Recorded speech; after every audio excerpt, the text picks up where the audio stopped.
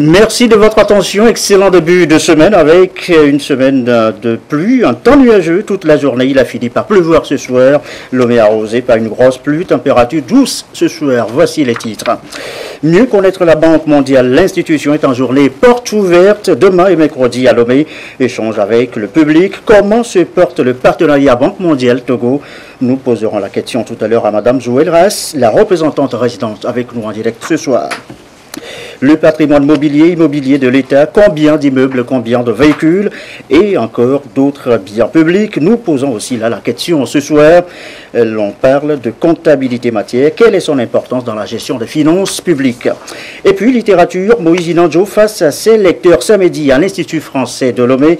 À l'occasion, ses œuvres ont été revisitées avec des questions, des impressions de lecture livrées à l'auteur. Nous suivrons. Voilà, madame, monsieur, le sommaire. Bienvenue aux 20h. Bonsoir à tous. Demain, journée porte ouverte sur la Banque mondiale, l'institution, ses actions au Togo, ses différentes interventions. Ce sera un moment d'échange avec les premiers responsables. Et Pierre Laporte, le directeur pays de la Banque pour le Togo, a été d'ailleurs reçu ce samedi, ce matin, par le Premier ministre. Il est justement allé lui annoncer l'événement. Il s'est confié à la presse au sortir de l'audience, des propos recueillis par Clarisse Atticle. Visite de courtoisie auprès de son Excellence, Monsieur le Premier ministre, comme d'habitude en fonction de mes visites. Je profite chaque fois à le voir et à faire un peu le point sur l'évolution de notre portefeuille et autre chose. Et aujourd'hui, on a surtout discuté les préparatifs pour une journée de porte ouverte qui aura lieu demain au bureau de la Banque mondiale. On aura la présence des membres du gouvernement demain et on profite aussi pour inviter le public pour venir voir parce que là on va voir une exposition de tous les projets et de toutes les différentes initiatives qu'on fait ici au Togo et ça sera bien autant que possible que le public passe voir pour eux-mêmes pour mieux apprécier ce qu'on fait. Et voilà, demain donc, début de ces journées, portes ouvertes, demain, mardi et mercredi, 2 jours pour échanger avec les responsables de la banque, l'institution, ses actions, ses interventions, comment cela se fait, le partenariat avec le Togo. D'ailleurs, on en parle tout à l'heure avec Madame Joël Dehas, la représentante résidence. Elle est avec nous ce soir en direct. On va juste regarder ce sujet de Prudence Zissou sur les actions de la Banque mondiale au Togo et on en parle juste après.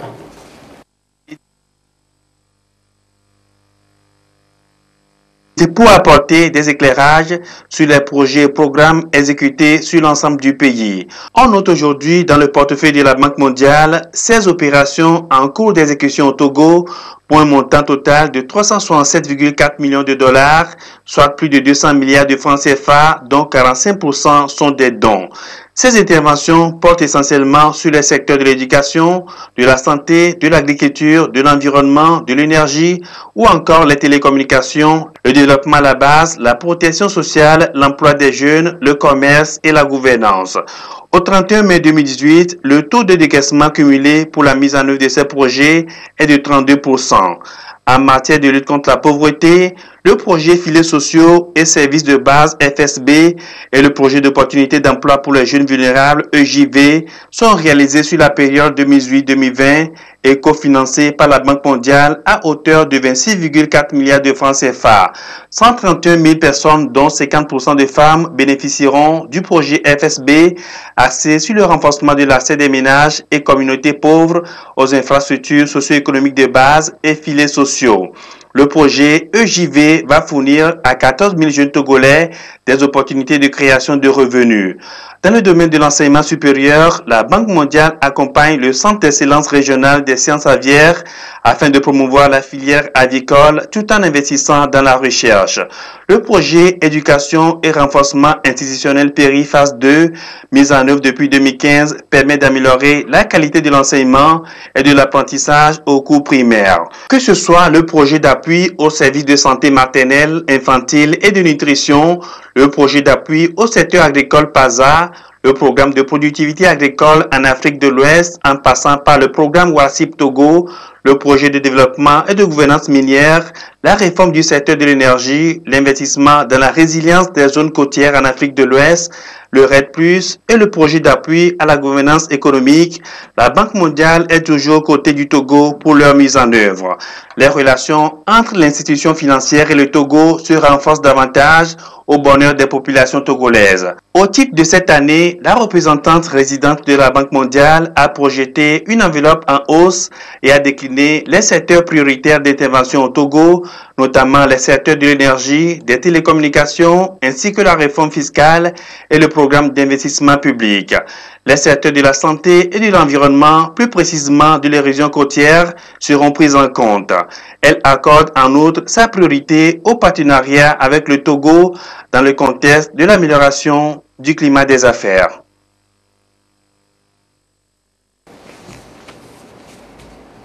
Alors, je vous l'annonçais avec nous et en direct ce soir, Madame Joëlle Dehaas, la représentante résidente de la Banque mondiale au Togo. Madame, bonsoir. Et merci d'être là pour certaines explications à propos donc, de ces journées portes ouvertes. On a vu le sujet tout à l'heure, la Banque mondiale intervient dans beaucoup de domaines. On va en parler tout à l'heure, mais d'abord ces journées, elles se tiendront où exactement demain? Bonsoir et merci de m'avoir invité. En effet, nos journées portes ouvertes se tiendront au siège de la Banque mondiale. On est situé à Cité OUA, à côté de la primature et le patio, le restaurant Le Patio. Et demain matin sera le lancement officiel avec son Excellence, Monsieur le Premier ministre. Et à partir de l'après-midi, ce sera ouvert au grand public à partir de 14 h. Et le lendemain, après, le mercredi, toute la journée de 9 h à 17 h. Et c'est pour montrer au grand public tout ce que nous faisons avec le gouvernement, aux côtés du gouvernement, pour les appuyer dans leurs actions avec les Togolais, pour réaliser des projets très intéressants pour le pays, pour le développement du pays. Alors, on le sait, une journée porte ouverte, eh bien, c'est de se faire connaître davantage. Avez-vous le sentiment que la banque n'est pas assez connue, ses interventions ne sont pas assez connues? Oui, donc souvent, c'est pas très visible ce que la Banque mondiale fait, comme nous appuyons le gouvernement et c'est vraiment le gouvernement et les projets qui mettent en œuvre les activités. Donc nous finançons en particulier les programmes dans la santé, l'éducation, dans tous les secteurs que vous avez montrés dans votre clip. Et souvent, les gens ne savent pas ce qui est financé par la Banque mondiale ou ce qui est financé par d'autres partenaires. Donc c'est une opportunité pour vraiment montrer les 16 projets et programmes que nous finançons, mais aussi des services avec lesquels on travaille, et montrer ce qu'ils réalisent, ce qu'ils font pour le bénéfice du pays, et vraiment montrer le concret de ce que nous faisons. Le public viendra à vous, c'est l'objet d'ailleurs de ces journées portes ouvertes. Alors il y aura, je ne sais pas, des expositions, des échanges de vidéos à montrer au public sur justement vos réalisations pour faire visible à cette occasion. Oui, tout à fait. Donc, nous aurons des stands pour tous les projets avec les responsables de projets, des bénéficiaires et des matériels pour montrer de visu tout ce que ces programmes font, que ce soit dans la santé, dans l'environnement, dans les télécommunications, les programmes fiscaux, même la cellule des climats des affaires. Donc, des informations et des opportunités d'échanger avec les responsables, comme j'ai dit, et aussi les bénéficiaires. On aura aussi des vidéos. Et beaucoup d'informations sur la Banque mondiale. On aura aussi un stand sur les innovations qui ont été appuyées et réalisées sous ces projets et d'autres initiatives qui viennent du Togo. C'est l'occasion aussi de parler du partenariat avec le Togo, le gouvernement togolais. Comment il est aujourd'hui ce partenariat avec le gouvernement togolais? Vous arrivez comment avec votre argent, le gouvernement avec ses projets? Comment vous vous accordez justement sur ce partenariat? Donc, on a un partenariat qui se porte très bien. Et en fait, on a un programme qui est en train d'augmenter chaque année. On a une enveloppe très importante et on vient vraiment pour appuyer les priorités du gouvernement. Et comme vous savez, le gouvernement a une vision, un plan national de développement, des priorités dans les différents secteurs et au niveau national. Et nous, vraiment, on vient en appui à ces priorités. Bien, madame. Est-ce qu'il y a un aspect important sur lequel vous voudriez peut-être insister que nous n'avons pas abordé dans nos questions avant de clore cet entretien avec vous? Non, c'est juste pour dire que, pour rappeler aux téléspectateurs que la Banque mondiale, on appuie le pays pour la réduction de la pauvreté et pour aider le pays à avoir une croissance plus inclusive. Donc c'est un aspect très important dans tout ce que nous faisons, que ce soit dans les télécommunications ou dans la santé ou dans le secteur privé. Tout ça, c'est vraiment pour créer plus d'emplois, améliorer la qualité de vie des Togolais, et ça, nous le faisons vraiment en appui à l'action du gouvernement. Merci beaucoup, Madame Joëlle Duras, représentante résidente avec nous. Je rappelle que ces journées portes ouvertes s'ouvrent donc demain, mardi et mercredi. Demain, mardi à partir de 14h jusqu'à 17h et mercredi de 9h à 17h, temps universel. Voilà, merci. De l'essence comme marchandise à bord d'un avion, la chaise à motricité avec batterie ou encore des prélèvements médicaux. Le cas des maladies infectieuses, on l'a vu avec Ebola, ce sont là des marchandises dangereuses pour le transport aérien. Ça met la vie des passagers en danger, une menace aussi pour les biens, d'où d'ailleurs la nécessité d'une formation adéquate pour les professionnels du transport aérien. Séance justement ouverte ce lundi à Lomé pour les pays de l'UEMOA et la Mauritanie. J'ai les précisions, Honoré Modjou. La sécurité du transport aérien dépend de plusieurs paramètres, dont la nature des marchandises à bord des avions. Pour éviter les risques liés au transport des marchandises dites dangereuses de catégorie 6 et des produits radioactifs, l'Organisation internationale de l'aviation civile a édité des lois et des procédures à observer pour embarquer ces genres de marchandises. À cette session de formation de l'UEMOA ouverte à Lomé, les professionnels des aviations civiles de l'Union monétaire ouest africaine et ceux de la Mauritanie se forment aux techniques d'identification et d'emballage de ces marchandises dangereuses de catégorie 6. Les marchandises dangereuses, c'est des produits qu'on transporte par voie aérienne qui pourraient mettre en danger la sécurité du vol. Et donc le transport de matières dangereuses est réglementé afin d'identifier toutes ces marchandises, afin d'interdire certains et pour d'autres, les emballer, définir les quantités pour qu'on puisse transporter ces marchandises en toute sécurité dans un aéronef. Ça peut être des marchandises radioactives, ça peut être des marchandises comme de l'essence, du white spirit, oui, des matières infectieuses, par exemple le virus Ebola, pour le transport dans les laboratoires. Le transport aérien des marchandises dangereuses obéit à une certaine réglementation. Alors pour faire face à cette réglementation, il faut former le personnel et maintenant ce personnel va mettre en œuvre cette réglementation. L'embarquement négligé de certaines de ces substances peut être source d'accidents et d'autres risques d'insécurité dans les avions. C'est ce qui justifie l'intérêt que les États africains accordent à la sécurité du transport aérien. Pas du parking en l'air. Quand un avion décolle, il doit arriver à bon port. Donc, ça pas par hasard, c'est pas en regardant comme ça qu'on détecte une marchandise qui est suspecte. Il faut absolument une formation avec la manière de détecter, la manière de scruter ce bagage pour que quand un avion prend l'air, il part de façon sûre et sécurisée pour arriver à bon port. Le choix du Togo pour abriter cette formation est motivé par le climat de paix qui y règne, la qualité de son aéroport et le leadership de son président en matière du marché unique de transport aérien en Afrique. Dans l'actualité ce lundi, retour sur le droit de propriété sur un terrain, un immeuble, un titre foncier. Il est dit, vous le savez, le titre foncier définitif, intangible, inattaquable, sauf en cas de fraude ou d'erreur. Dans ce cas, que faut-il faire? Eh bien, voyons les conditions de remise en cause du titre foncier. Le processus assure pour son obtention. C'est un document de Lucassi. Le seul et unique document légal et administratif qui confirme et confère le droit de propriété à un individu sur une parcelle de terrain ou un immeuble après son achat reste le titre foncier. En plus d'être le garant du droit de propriété, le titre foncier donne l'opportunité à son détenteur de faire des affaires en contractant facilement des prêts à la banque. Malgré son aspect intangible, définitif et inattaquable, le titre foncier peut être remis en cause si et seulement si il y a erreur ou fraude. Et l'intéressé dispose de 2 ans à partir de la constatation pour faire des recours.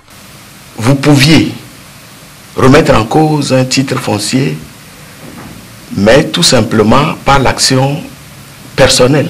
Ça veut dire que vous ne pouviez pas demander, aller jusqu'à la restitution de votre lot ou bien de la parcelle de terrain sur laquelle l'autre a déjà acquis un titre foncier.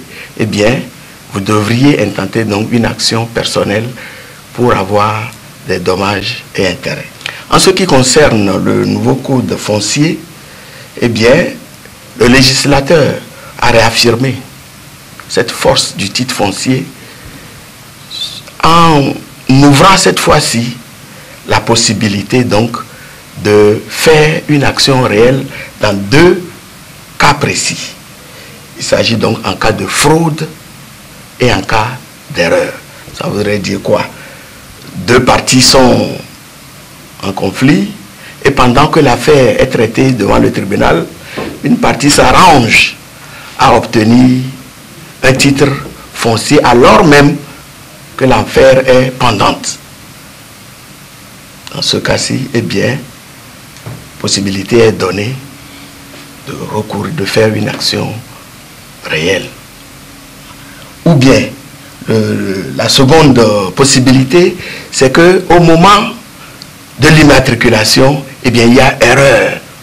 Erreur d'inscription, erreur due au bornage mal fait, etc. Eh bien, dans les 2 cas précités, eh bien, on peut saisir le conservateur pour faire soit une mutation du titre ou bien carrément une annulation du titre. L'autorité publique, à travers la direction des affaires domaniales et cadastrales, est la seule instance habilitée à délivrer le titre foncier. Il est obtenu suite à un processus de vérification pointu et surtout dans un délai raisonnable si tous les documents requis sont au point et les personnes ressources informées et disponibles. Tout requérant qui veut faire établir un titre foncier sur une parcelle, la personne doit d'abord adresser une réquisition au conservateur de la propriété foncière et des domaines. La réquisition, c'est une déclaration qu'il fait sur un papier déjà imprimé, mettant son nom, prénom, etc. Eh bien, vous joignez à cette réquisition 2 pièces fondamentales, c'est-à-dire le contrat d'acquisition donc de la parcelle et puis un plan de la parcelle rigoureusement établi par un géomètre agréé et homologué par les services de l'État. Alors, le conservateur fait étudier le dossier, votre dossier de demande d'immatriculation. Et si les pièces que vous avez jointes à ce dossier sont régulières, alors là, il vous le fait savoir. Vous payez donc les frais donc qui sont dus pour pouvoir faire la procédure. Et il procède immédiatement à l'insertion de votre réquisition dans le journal officiel de la République togolaise. Un extrait de cette réquisition, établi sous forme d'un placard, est immédiatement envoyé au greffe du tribunal de première instance de la localité pour leur signifier que un individu veut immatriculer un terrain. Au cours de l'affichage, pendant 3 mois, le titre peut être créé. Le nouveau code sur le foncier vient renforcer le pouvoir concédé au titre foncier. Il facilite la création d'un guichet pour alléger et annihiler toutes les fraudes relatives à l'établissement du titre foncier. Avec ces nouvelles dispositions, le nouveau code sur le foncier résout plus aisément les problèmes de double vente de terrain et de l'existence de double titre foncier une fois sa mise en application actée. Politique maintenant, Lomé la vie comme elle va et comme d'habitude. Et pourtant, l'opposition, la C14, comme on le dit, appelée à une opération Togo mort ce lundi. Tout le monde à la maison. Visiblement, il n'en est rien. Les Togolais ont plutôt vaqué à leurs occupations. Ce lundi, très nuageux finalement de pluie, comme nous le montre ce reportage de Essoram. Théo.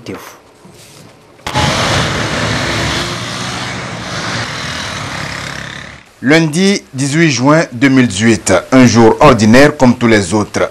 Les citoyens ont vaqué à leurs occupations ici à Lomé comme à l'intérieur du pays.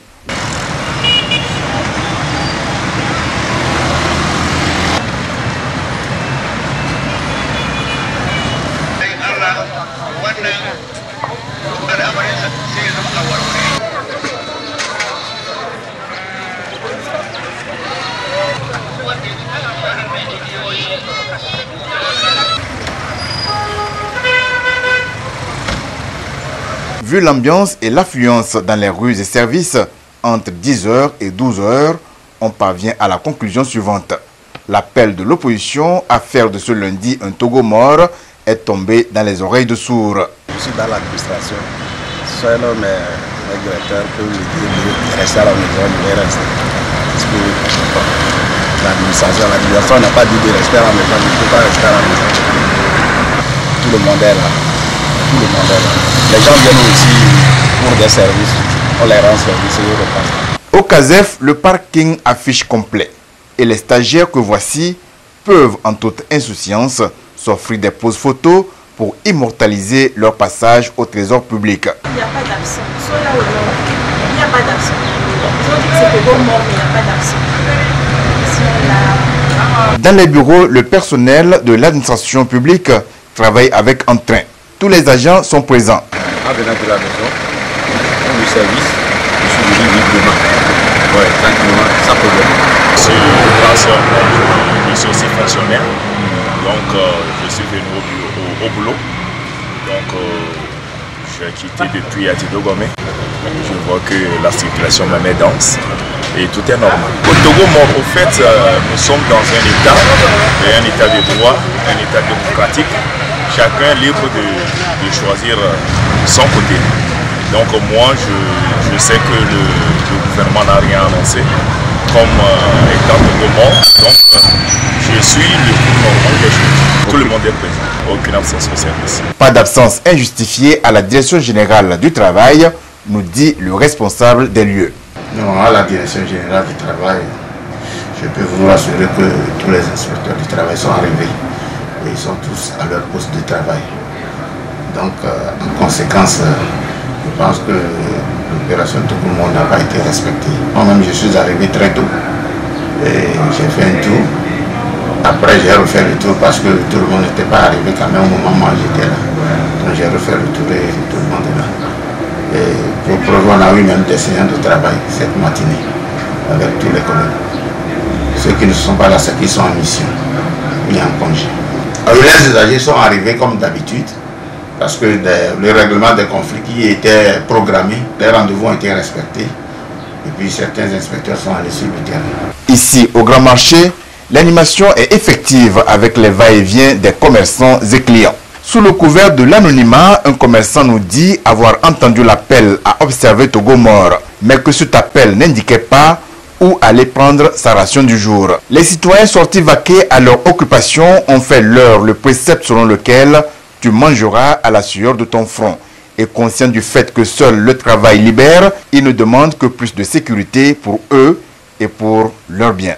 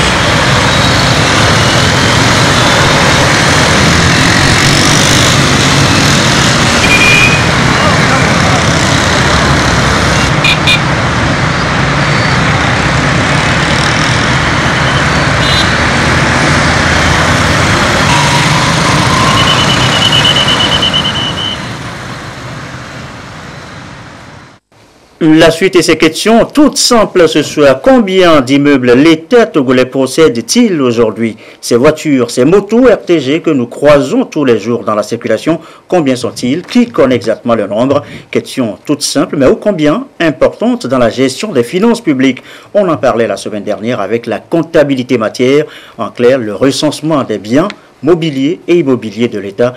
Quelle est son importance? Nous posons la question ce soir. Élément de réponse dans ce dossier de la rédaction, dossier signé Pierre Sessopo. Aussi, la comptabilité magasin. Et la comptabilité des matières, qui se trouve être la gestion du patrimoine de l'État, est tenue généralement par le service magasin à partir des bons d'entrée et de sortie. Cet exercice permet donc de connaître en permanence les mouvements de stock et l'existant en quantité. Il est considéré par beaucoup comme un gage de bonne gouvernance. Comme on le dit, c'est la comptabilité des matières appartenant à l'État.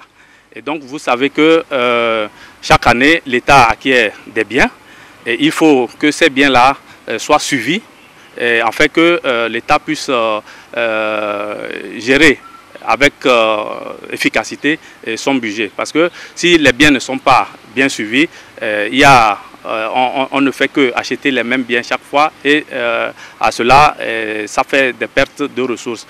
Les réformes engagées par le gouvernement togolais dans la gestion des finances publiques permettent alors d'assainir le secteur. Aujourd'hui, l'on peut suivre avec efficacité le cycle des immobilisations incorporelles et corporelles ainsi que les stocks et biens de l'État. L'avantage, c'est les économies que l'État va faire.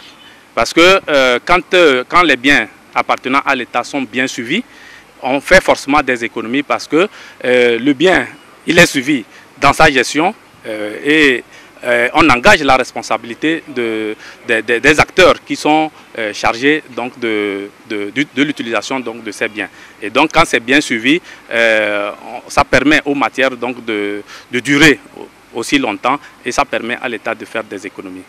Les directives de l'UEMOA obligent d'ailleurs ses États membres à passer à une comptabilité patrimoniale à partir du 1er janvier 2019. Avec ce communiqué du gouvernement à la 7e réunion de l'Assemblée générale de la Convention de 2003, également dénommée Convention de l'UNESCO pour le patrimoine culturel immatériel, tenue du 4 au 6 juin 2018 à Paris. Notre pays, le Togo, a été élu aux côtés de 2 autres pays pour représenter l'Afrique au sein du comité intergouvernemental. Cette convention, ratifiée par 168 pays, a pour but la sauvegarde du patrimoine culturel immatériel, le respect du patrimoine culturel immatériel des communautés, des groupes et des individus concernés, la sensibilisation au niveau local, national et international à l'importance du patrimoine culturel immatériel et son appropriation mutuelle, la coopération et l'assistance internationale. En somme, le patrimoine culturel immatériel représente les pratiques, les représentations, les expressions, les connaissances et savoir-faire, ainsi que les instruments, les objets, les artefacts et les espaces culturels qui leur sont associés, que la communauté, les groupes, le cas échéant, les individus reconnaissent comme faisant partie de leur patrimoine culturel. Ce patrimoine culturel immatériel se manifeste donc dans plusieurs domaines tels celui des traditions et expressions orales, y compris la langue, art et du spectacle, pratiques sociales, des rituels et événements festifs, connaissances et pratiques concernant la nature de l'univers, savoir-faire lié à l'artisanat traditionnel. L'élection du Togo au sein du comité international pour un mandat de 4 ans est le résultat des efforts que le gouvernement, sous l'impulsion du chef de l'État, déploie dans le cadre de la promotion du secteur culturel de notre pays et lui ouvre la voie pour une plus grande visibilité et valorisation de son patrimoine culturel riche et diversifié. Elle constitue une opportunité pour les acteurs culturels de notre pays. Le président de la République et le gouvernement remercient tous les États partis qui ont soutenu notre pays pour cette élection, ainsi que les institutions qui ont bien voulu faire confiance au Togo, communiqué donc du gouvernement. Il est 20h30 à l'étranger en Côte d'Ivoire. Est-ce la fin de la lune de miel entre le PDCI d'Henri Konan Bédié et le RDR d'Alassane Ouattara? En tout cas, cela y ressemble fort. Hier dimanche, en congrès à Abidjan, le PDCI, membre de la coalition au pouvoir, a rejeté le parti unifié avant la présidentielle de 2020. Projet pourtant soutenu par son grand allié, le chef de l'État ivoirien Alassane Ouattara. Mieux, le PDCI se dit partir à la reconquête du pouvoir en 2020. Et cette prise de position du PDCI intervient quelques jours après la déclaration du président Ouattara sur son éventuelle candidature à la présidentielle de 2020. Cela dit, retour chez nous dans le reste de l'actualité, de la littérature. Dans cette édition, il était là samedi à l'Institut français de Lomé avec ses lecteurs autour de ses œuvres. Moïse Inanjo, auteur notamment de Sur les routes sanglantes de l'exil ou Condamné à ne pas naître ou encore Cicatrice d'amour, sans oublier Sarafina ou Le destin brisé, le dernier né de ses ouvrages. Discussion à bâton rompu avec l'auteur et dans ce café littéraire. Reportage de Lucassi.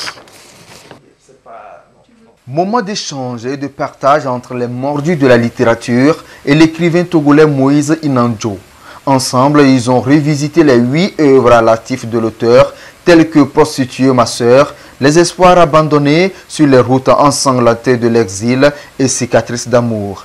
À travers les discussions menées autour de ces livres, les problèmes récurrents de la société, notamment la prostitution, le viol, l'abandon des enfants et l'éducation de ces derniers, la sexualité chez les adolescents, les droits de la femme et les îles ont pu être abordés. Le premier, c'est Des espoirs abandonnés, qui m'a beaucoup touchée, parce que c'est un thème sur l'enfance, les enfants qu'on abandonne pour une raison ou une autre. Je trouve que c'est terrible et donc c'est ce livre-là qui m'a le plus intéressé. Et le deuxième aussi, bien sûr, qui est encore d'actualité, Sur les routes sanglantes de l'exil. Les réfugiés sont partout, les exilés, on en a eu dans tous les siècles, mais au XXIe siècle, vraiment, c'est trop.